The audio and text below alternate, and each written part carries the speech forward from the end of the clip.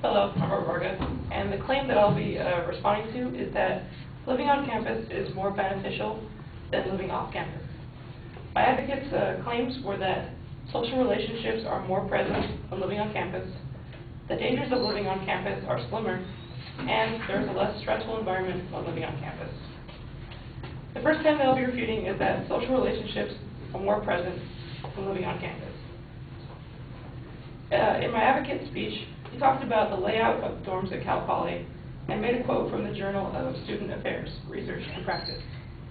The first part of his argument explaining the way that Cal Poly's dorm buildings are laid out, he makes a really weak inference, and he says that this layout somehow makes it easier to interact with other students. His only evidence is his own personal experience, and experiences vary depending on the person, and my advocate's experience and thoughts do not reflect those of every student living in a dorm. In my own experience, however, I don't spend a lot of time in the dorms, mainly just sleeping and doing homework in my actual room. Most of my social interaction takes place on campus or at a club meeting or a social event, really not any time in the residence halls themselves. My advocate's evidence is not very strong and it does not help his claim.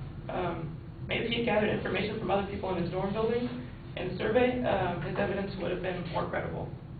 The second point he made in this claim was that living on campus creates a higher level of openness to diversity. Even though my opponent makes a quote from a study that from the Journal of Student Affairs, Research and Practice, he only uses evidence contained in the abstract of it. I highly doubt that he actually read the thing, as his quote is taken directly from the abstract. He just gives a general theme of the paper and not actually what's contained inside of it.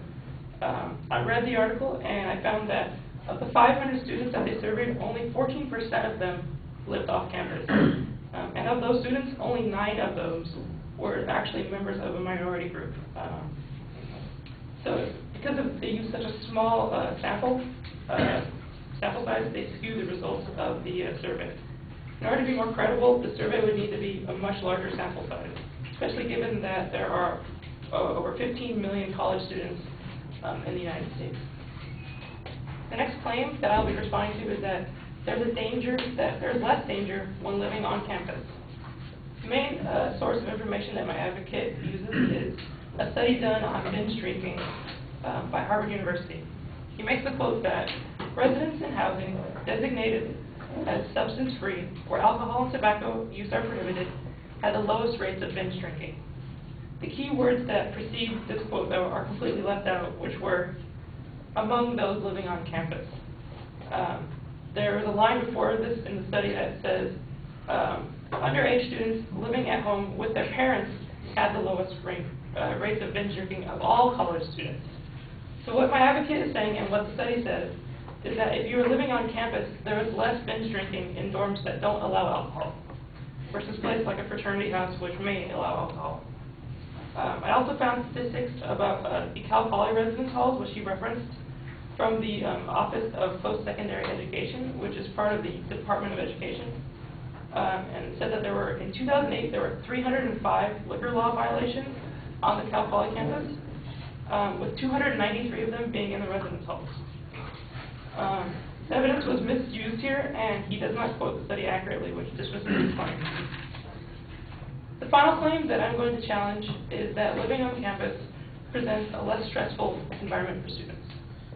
Although this claim may be true, my advocate presents no evidence to back up his claim. Once again, the only information that he has is that he has his own personal experience, which will change, of course, depending on which interviewer talk to. He makes the assumption that you have, he talked about in his speech how you wouldn't have to worry about any kind of fees or any kind of monthly payments or anything, but he fails to mention that there are dorm fees that you have to pay. It's not like it's a free service provided to you. He also fails to mention where is this money is coming from. I mean, is it from parents? Is it from scholarship? Many students living on campus have jobs off campus, which will require them to have expenses like gas money, car payment, insurance, food, clothing.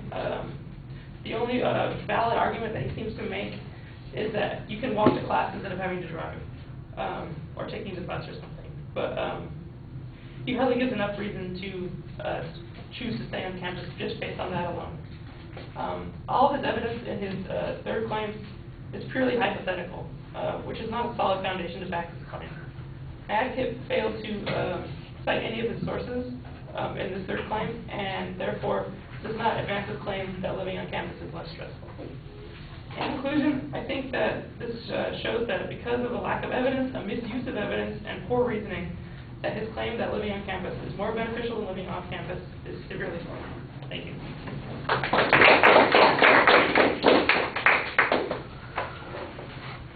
Okay, you ID the claims very clearly. The signposting on the first point was good. Your challenge to the advocate's inference is all right, based on personal experience. You've got your own personal experience that you include there. That's okay. The summary on that first point actually sounds a little bit more like a critique than a refutation, so worry more about what the claim is that you're making and less how they could have done a better job at advocating their point. The diversity issue, I thought that you did a nice job kind of explaining what the numbers were. There's some challenge to the adequacy of the sample, but I'm not sure that you gave us enough reason to see that it's invalid. The transition on the third point is also signposted well. This is where I think you had the strongest arguments, because you show how the advocate misread the information, they've quoted it out of context, then you've got your own data on a couple of points that shows, for instance, that there's a substantial problem in the dorms, and it's not like this is unique to just dorms that allow alcohol, which apparently none of them on our campus do. I don't think they do anyway. I mean, you had 293 out of the 305 violations were in the dorms. That's a pretty devastating claim in response to the point that the advocate was presenting. Also, the context that you had on that first point where you said that students who were commuting and living at home with their families were the least likely to be abusing alcohol, that seems to fly directly in contradiction to the claim, the main proposition in the first place. And then your general challenges on the stress argument at the end are fine. They're at least equal to the challenges that the advocate presented. All right, thank you. Armando, we're going to have you next.